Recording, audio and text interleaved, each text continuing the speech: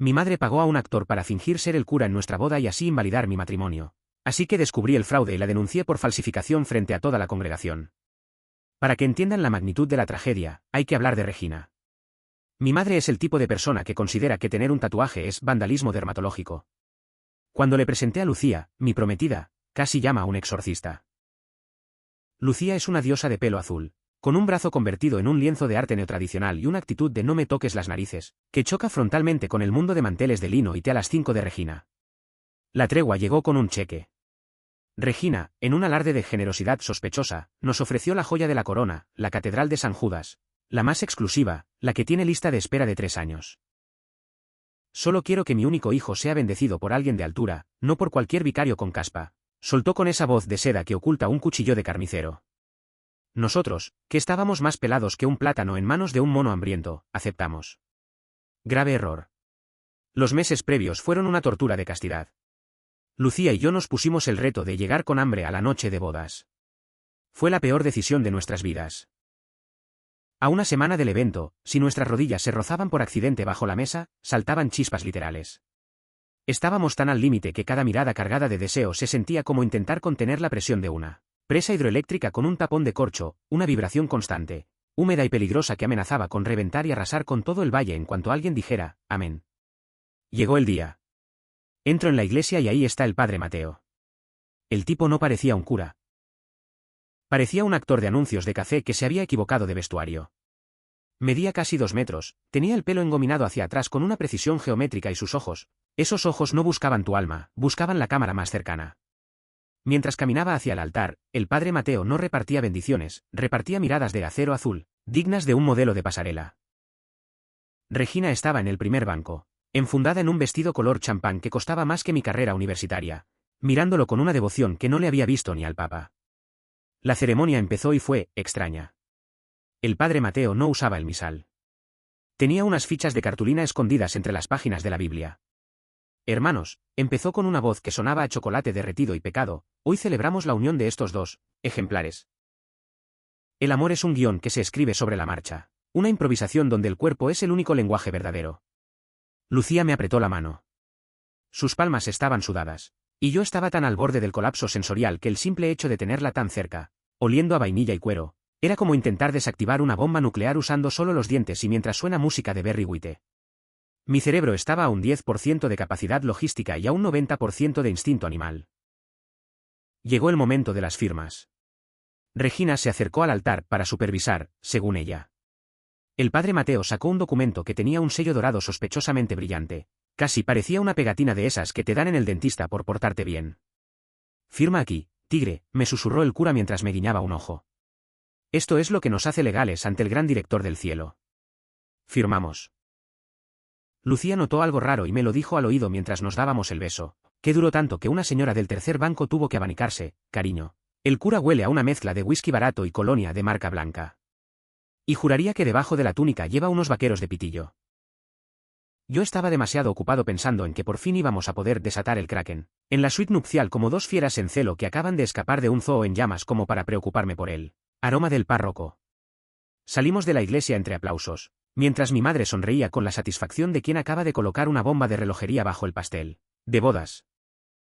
Lo que no sabía es que el padre Mateo estaba a solo 3 copas de vino de revelar que su única relación con la iglesia era haber sido extra en un capítulo de La que se avecina. Mientras caminábamos por el pasillo central de la catedral bajo una lluvia de pétalos de rosa, que Regina insistió en que fueran importados de Holanda, porque los de aquí le parecían pétalos de mercadillo, la sensación de que algo olía a podrido era más fuerte que el perfume de mi madre. El padre Mateo no se quedó en el altar recogiendo los bártulos como un cura normal. No, el tío se unió al desfile de salida haciendo finger guns, pistolitas con los dedos, a las amigas solteras de Lucía. Tenía una forma de andar que no era de procesión, sino de pasarela de ropa interior masculina en un programa de televisión de las 3 de la mañana. Subimos al coche nupcial, un Rolls Royce clásico que mi madre alquiló para mantener el decoro. En cuanto se cerró la puerta y el chofer arrancó, Lucía se desplomó en el asiento de cuero y soltó un bufido de pura frustración acumulada. Escúchame bien, me dijo, agarrándome de la corbata con una fuerza que me hizo ver estrellas. Como ese banquete dure más de 2 horas, voy a saltar por la ventana de la suite. Estoy a punto de convertir nuestro dormitorio en una zona catastrófica donde el único superviviente sea él. Servicio de habitaciones trayendo isotónicos para reponer electrolitos. Yo estaba en las mismas. La abstinencia nos había dejado los nervios a flor de piel. Sentía que mi autocontrol era como un dique de contención hecho de palillos de dientes intentando frenar un tsunami de lava hirviendo. Un solo movimiento en falso y aquello iba a ser una erupción volcánica que dejaría a Pompeya como un juego de niños. Pero entonces, mientras el coche giraba hacia la finca del banquete, vi por el cristal trasero. El padre Mateo no iba en un coche oficial de la parroquia. Iba en un descapotable rojo chillón, con las gafas de sol puestas, y se estaba cambiando la camisa clerical por una de lino abierta hasta el ombligo mientras conducía. Llegamos al cóctel. Regina nos recibió con una copa de champán y esa sonrisa de lo tengo todo bajo control. ¿No ha sido una ceremonia divina, hijos?, preguntó, mientras sus ojos chispeaban con una malicia que yo, en mi delirio de hormonas y nervios, no supe leer. Mamá, el cura ha intentado hacerse un selfie con el monaguillo usando un palo de selfie profesional, le repliqué. Es que es un hombre moderno, cariño. Renovarse o morir, respondió ella, dándole un sorbo a su bebida como quien acaba de enterrar un cuerpo y sabe que nadie encontrará la pala. Entramos al salón principal. El banquete estaba servido, pero el padre Mateo ya no estaba en la mesa presidencial. Estaba en la barra libre, pidiendo un gin tonic con extra de pepino y poca oración. Fue en ese momento cuando vi que, al dejar su chaqueta sobre una silla, un fajo de papeles sobresalía del bolsillo interior. No eran salmos. No eran oraciones. Era un libreto con anotaciones en fluorescente amarillo que decía, Escena 1, el altar. Sobreactuar la bendición para que la madre del novio se quede tranquila. Mi sangre pasó de estar a temperatura de ebullición por el deseo, a congelarse por la rabia. El sí, quiero que acabábamos de decir no valía ni el papel en el que estaba, falsamente, escrito. Estábamos en medio de una farsa financiada por mi propia madre para que, legalmente, yo siguiera siendo un soltero de oro a sus ojos. El banquete era un despliegue de opulencia que gritaba tengo complejo de inferioridad y lo tapo con dinero. Había bogavante, caviar y una fuente de chocolate que Regina custodiaba como si fuera el santo grial. Pero mientras los invitados masticaban, yo no podía dejar de mirar al padre Mateo. A esas alturas, el santo varón ya se había bajado media botella de whisky de Malta. Estaba sentado en la mesa de las amigas solteras de Lucía, contándoles anécdotas que no tenían nada que ver con el evangelio y mucho con la vez que casi me eligen para un reality de citas en una isla. Lo vi pasarle el brazo por los hombros a mi tía abuela Enriqueta, que estaba entre escandalizada y extrañamente interesada en los bíceps sacerdotales de Mateo. Aproveché que Regina estaba ocupada presumiendo de su tocado ante sus amigas del club de bridge para acercarme a la chaqueta de Mateo, que seguía colgada en la silla de la barra. Con la agilidad de un carterista de metro, saqué el fajo de papeles. Mis sospechas se quedaron cortas. No solo era un guión. Era un contrato de prestación de servicios artísticos. Contratado, Marcos Estevez, Agencia de Talentos, El Foco. Papel, sacerdote carismático. Duración, 4 horas. Objetivo, simular sacramento matrimonial sin validez registral. Cliente, Regina X. Sentí un fuego en el estómago que no era por el picante del aperitivo. Lucía se acercó a mí, notando que mi cara era un poema de terror gótico. ¿Qué pasa? Parece que has visto a un muerto, susurró. Le mostré el contrato. Sus ojos pasaron de la sorpresa a una furia volcánica. Esa mujer, siseó Lucía. Nos ha engañado. No estamos casados. Todo esto es un decorado. Estábamos a punto de montar un escándalo ahí mismo, pero Lucía, que tiene una mente criminal brillante, me agarró del brazo. No, cariño. No vamos a gritar. Vamos a darles el espectáculo por el que tu madre pagó. En ese momento, el padre Mateo, o mejor dicho, Marcos el actor, decidió que era buen momento para subir al escenario. Se había quitado la casulla y llevaba la camisa de lino abierta, mostrando un pecho depilado con láser que brillaba bajo las luces LED. Agarró el micrófono con una confianza que solo da el alcohol y años de animar despedidas de soltera. «Un brindis por los novios», gritó Marcos. Aunque bueno, novios, es un término técnico, ¿verdad, Regina? ¡Qué gran producción estamos montando hoy! Regina palideció.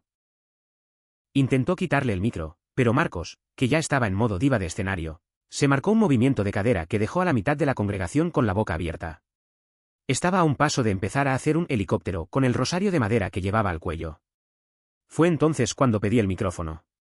El DJ cortó la música. El silencio en el salón era tan pesado que podrías haber escuchado el sonido de un alfiler cayendo sobre la moqueta. Gracias a todos por venir. Empecé, con una calma que me asustaba a mí mismo. Especialmente a mi madre, Regina, por contratar a un elenco de primer nivel.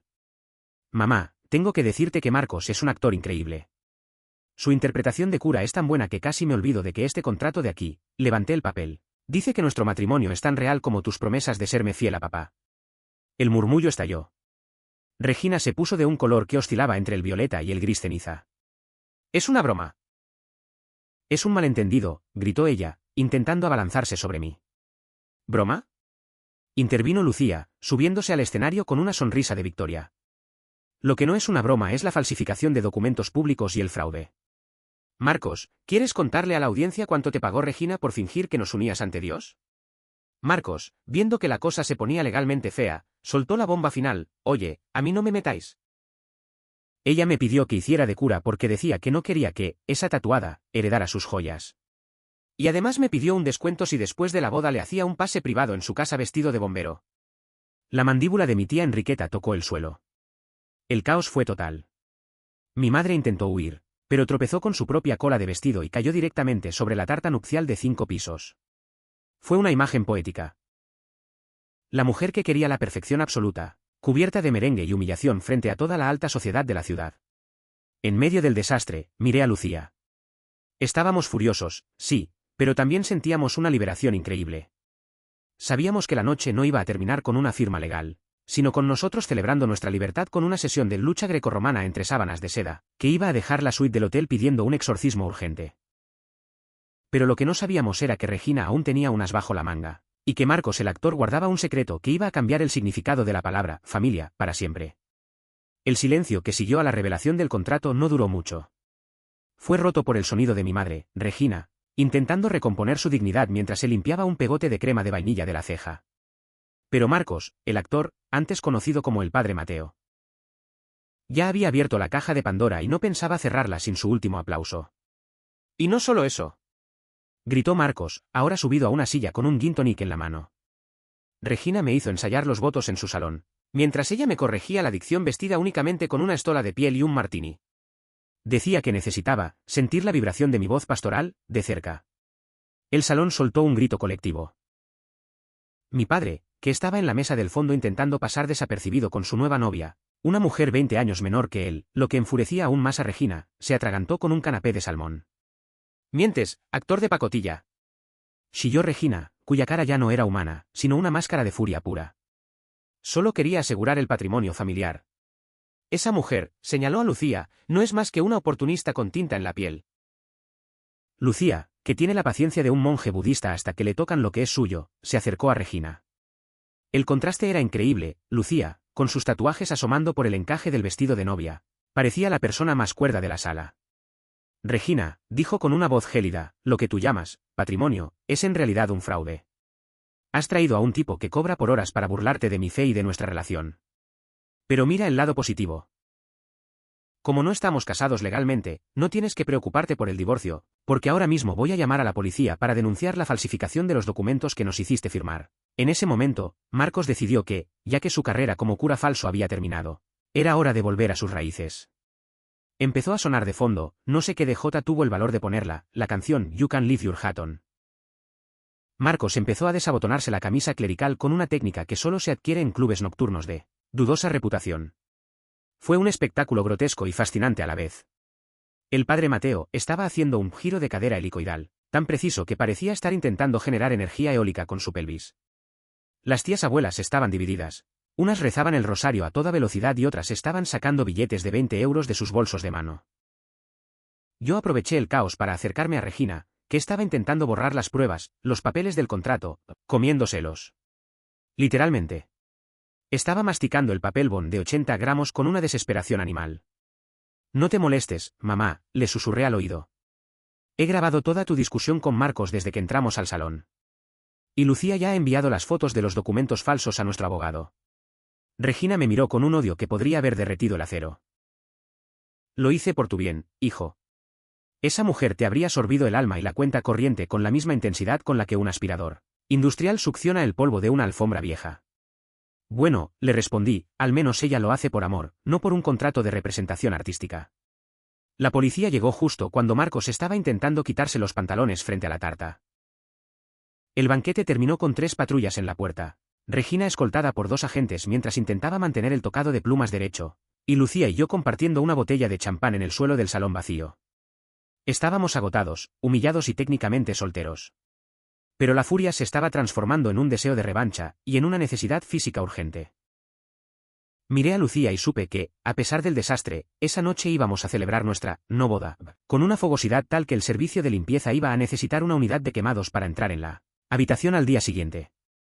Lo que no sospechábamos era que, al revisar las cuentas de la boda, descubriríamos que el dinero para pagar a Marcos no salía de los ahorros de Regina, sino de un lugar mucho más oscuro que pondría a toda la familia en el punto de mira de la Interpol. Actualización 1. Después de que la policía se llevara a mi madre, que iba gritando que las esposas de acero le rozaban las muñecas, de porcelana, y de que desalojaran a Marcos, quien intentó darle su tarjeta de stripper para eventos clericales, al sargento de guardia, Lucía y yo nos quedamos solos en la suite nupcial. Teníamos una mezcla explosiva de adrenalina, mala leche y una libido que estaba a punto de provocar una fisión nuclear. Lucía se deshizo del vestido con una violencia poética, y yo, bueno, digamos que mi entusiasmo era tal que si me hubieran conectado a un generador, habría iluminado toda la ciudad durante un mes. Aquello no fue una noche de bodas, fue un ejercicio de demolición controlada. Nos movíamos con el hambre de dos náufragos que acaban de encontrar un buffet libre de carne premium. Fue una coreografía de extremidades y jadeos tan intensa que juraría que los ángeles del techo de la suite se taparon los ojos con las alas.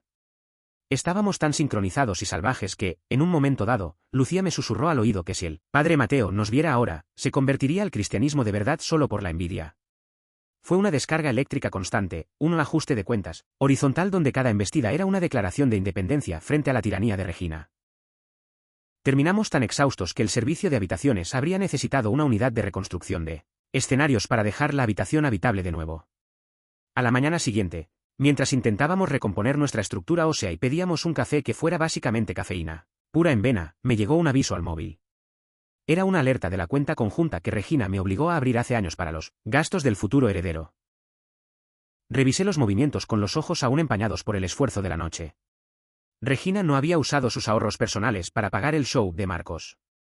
Había estado desviando fondos de la Fundación Benéfica San Judas, la ONG de mi difunto abuelo destinada a huérfanos.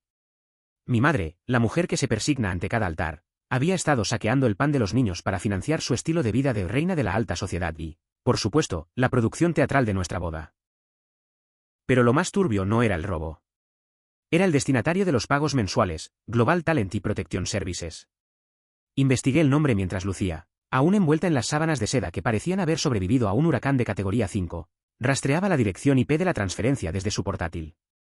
Cariño, dijo ella, con esa chispa de detective privado que tanto me pone, esa empresa no es una agencia de actores de tercera. Es una tapadera de una red de blanqueo de capitales que la Interpol lleva rastreando 3 años. Tu madre no solo contrató a un actor, contrató a un profesional de la suplantación vinculado a una mafia de herencias. De repente, el padre Mateo, Marcos, ya no parecía un simple stripper frustrado con buena dicción. Al revisar las fotos del contrato que Lucía hizo antes del caos, nos dimos cuenta de un detalle que se nos pasó por alto: el sello dorado no era de una oficina de talentos.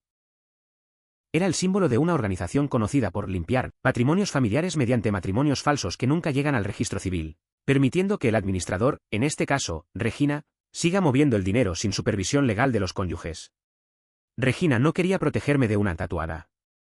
Regina necesitaba que yo siguiera soltero porque, legalmente, mi matrimonio real activaba una cláusula de auditoría externa en el fideicomiso de mi abuelo. Si yo me casaba de verdad, se le acababa el grifo de los diamantes y los viajes a Suiza. Justo cuando íbamos a llamar a nuestro abogado, alguien llamó a la puerta de la suite con una cadencia metálica y autoritaria. No era el servicio de habitaciones con los huevos benedictinos. Era Marcos. Pero ya no llevaba la casulla, ni olía a gin tonic barato, ni tenía esa mirada de acero azul. Llevaba un traje táctico negro, un pinganillo discreto y una expresión de quien ha visto demasiadas cosas horribles. Tenemos que hablar, dijo, entrando sin pedir permiso y cerrando con pestillo. Y más vale que os vistáis rápido, porque vuestra madre acaba de salir bajo fianza gracias a un donativo de última hora y no viene sola. Viene con los verdaderos dueños del dinero que habéis dejado expuesto, y no están muy contentos con que hayáis interrumpido la liturgia de los pagos. Nos quedamos helados. Marcos sacó una pistola de 9 milímetros del cinturón y la puso sobre la mesa, justo al lado de nuestros cafés fríos. Por cierto, añadió mirándonos de arriba abajo, felicidades por la noche de bodas. Se os oía desde el ascensor. Pero si queréis llegar a la luna de miel sin agujeros nuevos en el cuerpo, me vais a escuchar con mucha atención. Actualización 2. Marcos, el cura que hace 12 horas estaba haciendo el helicóptero con un rosario, resultó ser el giro de guión más loco de toda esta farsa. Mientras Lucía se ponía los vaqueros a la velocidad de un piloto de Fórmula 1, Marcos nos soltó la bomba. No era un actor de anuncios de café, sino un agente de la unidad de delitos financieros que llevaba meses infiltrado en la red de blanqueo de Global Talent. Tu madre es una pieza clave, chaval, dijo Marcos mientras chequeaba el cargador de su arma. Ella no solo blanqueaba el dinero de la fundación, estaba usando la boda como un evento de captación para otros peces gordos de la alta sociedad. Yo estaba allí para identificar a los inversores, no para casaros, aunque debo decir que vuestro, sí, quiero, tuvo una intensidad actoral digna de un Goya. Lucía, que ya tenía su mochila de combate, que básicamente contenía su kit de tatuaje y un bote de laca de fijación extra fuerte. Lo miró con desprecio. Si eres policía, ¿por qué dejaste que Regina nos humillara así? Porque necesitaba que ella se sintiera ganadora, respondió Marcos. Una Regina confiada es una Regina que comete errores. Pero vuestro numerito del contrato en el escenario la ha puesto en modo tierra quemada. Ahora mismo es una rata acorralada con una cuenta bancaria congelada y amigos muy peligrosos que quieren su cabeza. No tuvimos tiempo ni de terminar el café. El sonido de unos neumáticos chirriando en el parking del hotel nos puso los pelos de punta. Por la ventana de la suite vimos aparecer dos Mercedes negros con los cristales más oscuros que el alma de mi madre. De uno de ellos bajó Regina, que se había cambiado el vestido de merengue por un traje de chaqueta rojo sangre que gritaba, «Estoy aquí para ejecutar a alguien». Iba acompañada por dos tipos que no parecían precisamente monaguillos. Eran dos armarios empotrados con cuellos más anchos que sus cabezas y expresiones de tener muy poca paciencia para las tonterías. «Vienen a por Lucía», sentenció Marcos. «Tu madre sabe que ella tiene las fotos de los documentos y el acceso a la cuenta. Si la obliga a firmar un documento y confesión de chantaje, Regina puede alegar que todo el dinero que falta se lo disteis vosotros bajo amenaza.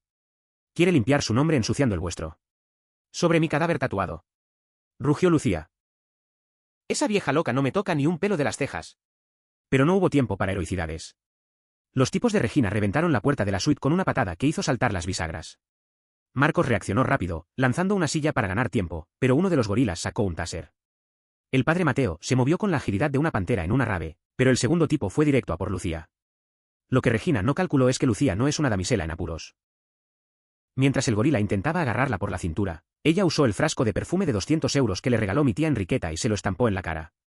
El olor a gardenias era tan fuerte que el tipo se quedó aturdido un segundo, momento que Lucía aprovechó para darle una patada en los cascabeles, con tanta precisión que el hombre empezó a cantar en una octava que solo oyen los delfines. Yo, por mi parte, intenté placar al otro sujeto, sintiéndome como un chihuahua atacando a un rinoceronte.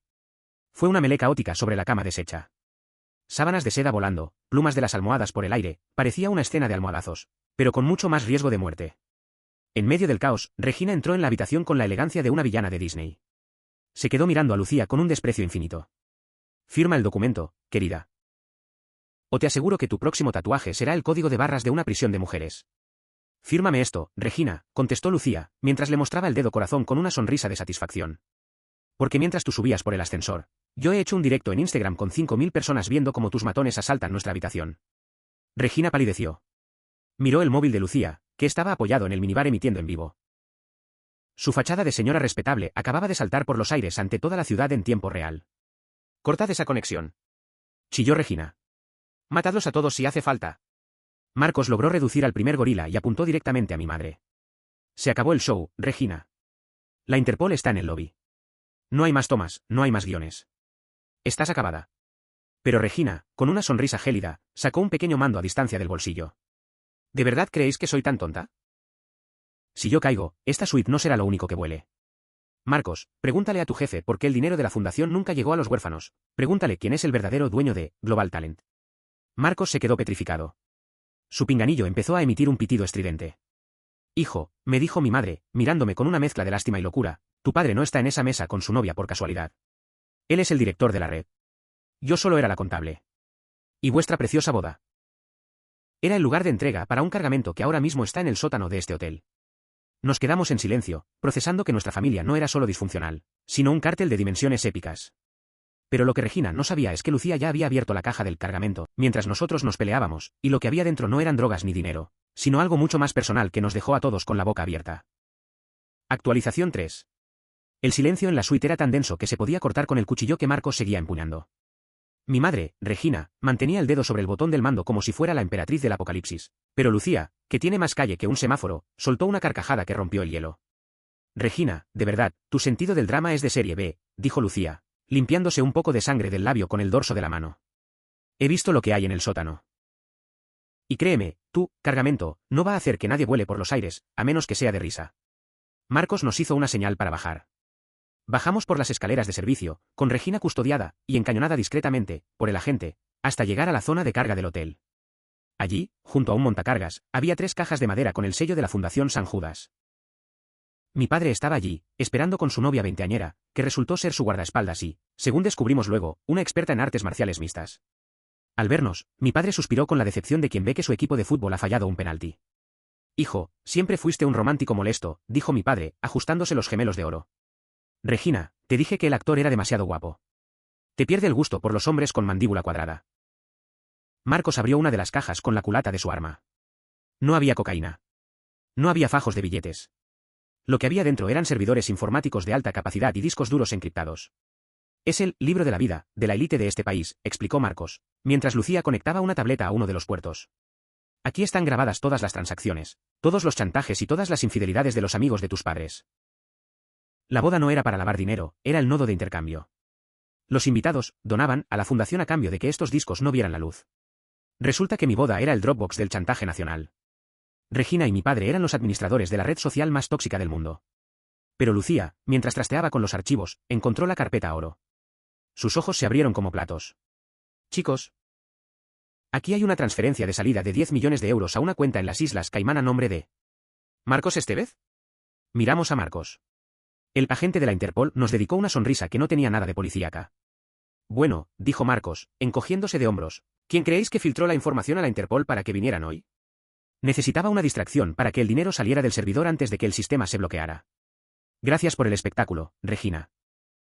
De verdad, la escena de la tarta fue el toque maestro para que los agentes estuvieran ocupados en el lobby mientras yo hacía el clic final. En ese momento, las sirenas de la verdadera policía empezaron a tronar en el exterior. Marcos, con el fajo de discos bajo el brazo, nos guiñó un ojo. Os dejaré el coche de huida en la puerta trasera. Consideradlo mi regalo de bodas por haber sido unos extras tan sacrificados. Se desató el caos. Mi padre intentó huir con su novia ninja, pero ella lo dejó tirado en cuanto vio que la policía rodeaba el edificio. Resulta que ella también trabajaba para Marcos. Regina, en un último arranque de locura, intentó abalanzarse sobre Lucía, pero mi prometida, que ya estaba harta de la reina madre, le aplicó una llave de judo que la dejó estampada contra una de las cajas de servidores. Mi vestido de Chanel. Fue lo último que oímos gritar a mi madre antes de que los agentes irrumpieran en el sótano. Lucía y yo no esperamos a las declaraciones. Corrimos hacia el coche de Marcos, un deportivo que rugía como un león en celo, y salimos de allí quemando rueda. Teníamos los pasaportes, un par de maletas que ya estaban en el maletero y, gracias a las habilidades de hacker de Lucía, habíamos conseguido desviar un pequeño pellizco de 100.000 euros de la cuenta de gastos de representación de Regina antes de que la congelaran. 3 días después, estábamos en una capilla de dudosa higiene en Las Vegas. No había manteles de lino, no había catedrales, y el cura no era un modelo de pasarela, sino un tipo disfrazado de Elvis que olía a hamburguesa de cuarto de libra y que tenía más tatuajes que Lucía. ¿Prometes amarla en la salud y en la enfermedad, y no dejar que tu madre se acerque a menos de 500 kilómetros de vuestro hogar? Preguntó Elvis. Lo juro por mi vida, respondí. Nos casamos de verdad. Legalmente. Sin guiones ni contratos artísticos. La noche de bodas en el Caesars Palace hizo que la del hotel anterior pareciera una siesta en un convento. Fue un maratón de celebración donde celebramos nuestra victoria sobre el sistema, sobre mis padres y sobre la cordura. Fue una orgía de libertad donde nuestras pieles se fundieron hasta que perdimos la noción de quién era quién, celebrando que, por fin, éramos los directores de nuestra propia película. Regina está ahora mismo esperando juicio por fraude, falsificación y blanqueo. Mi padre ha desaparecido del mapa, probablemente esté en alguna isla sin extradición bebiendo margaritas con el dinero que pudo salvar. Y Marcos, bueno, recibimos una postal desde Bali que solo decía, gran boda. Octubre del 10 en interpretación. El cheque se ha cobrado correctamente. Al final, mi madre tenía razón en una cosa, quería que mi boda fuera inolvidable. Y vaya si lo fue. Dale like y comenta si te ha gustado la historia, tu apoyo nos ayuda muchísimo. Y suscríbete para más historias de Reddit.